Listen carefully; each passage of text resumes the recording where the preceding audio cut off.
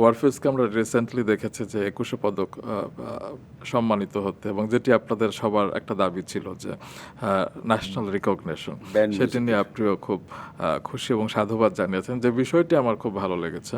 কারণ আপনারা তো ওয়ারফেজের থেকেও খুব সম্ভবত বয়সে বড়, আমাদের অনেক জুনিয়র। আচ্ছা, তো আপনারা কি এখন এক্সপেক্ট করছেন যে মাইলসকেও একটা সময় রিকগনিশন দেওয়া হবে রাষ্ট্রীয়ভাবে? প্রথমত তুমি যেটা বললে সেটা হচ্ছে যে ওয়ারফেজ যোগ্যতা নিয়ে পেয়েছে। আমি তো প্রথমেই বলেই দিছি, I am very happy for them and full credit to them. Ayub বাচ্চুকে দিয়েছে মরণোত্তর। জি, বাচ্চুর দুটো পাওনা ছিল আসলে, আয়ুব বাচ্চু এবং আরেকটা দেওয়া উচিত ছিল এলআরবি, দুটো দেওয়া উচিত ছিল।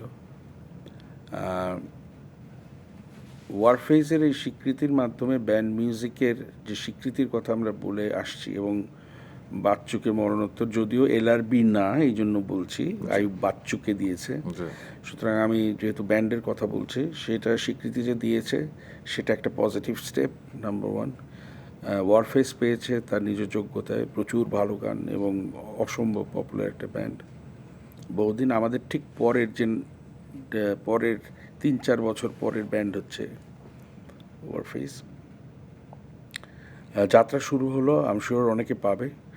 মাইলসের পাওয়া উচিত ছিল, এবার নিজের কথা নিজেই বলি যেহেতু অন্য কেউ বলবে না, মাইলসের পাওয়া উচিত ছিল অন্তত, এলআরবি মাইলসের পাওয়া উচিত ছিল অন্তত 10-12, সোলস এলআরবি মাইলসের পাওয়া উচিত ছিল 10-12-15 বছর আগে,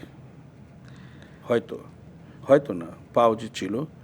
কারণ গানগুলো তো কয়েক জেনারেশনকে অলরেডি টাচ করে এখনও চলছে, মানে চলেই যাচ্ছে।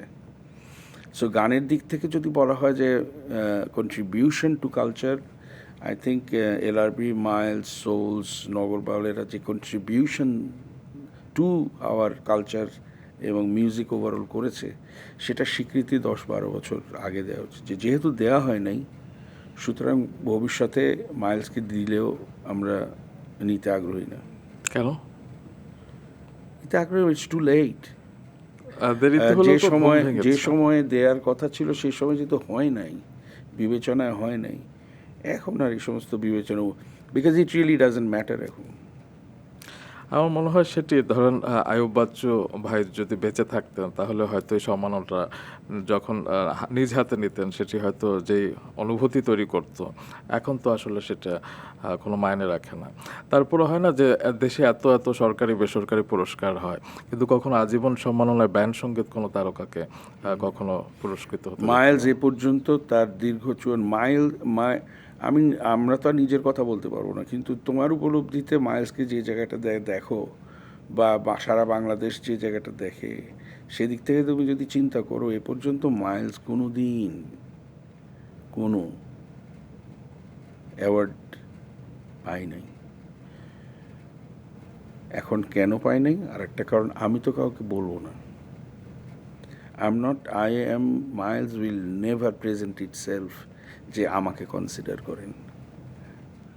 কিন্তু রাষ্ট্র বা রাষ্ট্রযন্ত্র বা তার আশেপাশের প্রাইভেট এলিমেন্টস, এই যে চ্যানেল আই তার অনুষ্ঠান, বিভিন্ন চ্যানেল আই মিউজিক অ্যাওয়ার্ড দেয়, সেখান থেকে উপলব্ধির মাধ্যমে স্বীকৃতিটা যদি না আসে, তাহলে একটা সত্যিকার শিল্পী হিসেবে নিজেকে পরিচয় করিয়ে দিয়ে চাওয়ার মতো লজ্জাস্কর কিছু হতে পারে না।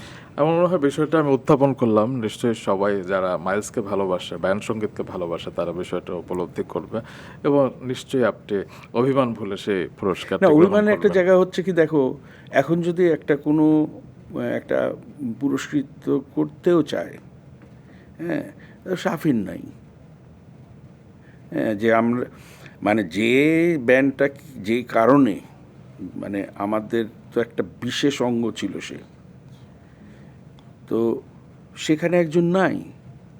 হুনোজ কালকে কে থাকবে, না পরশু কে থাকবে, 1 year down the you never know what happens.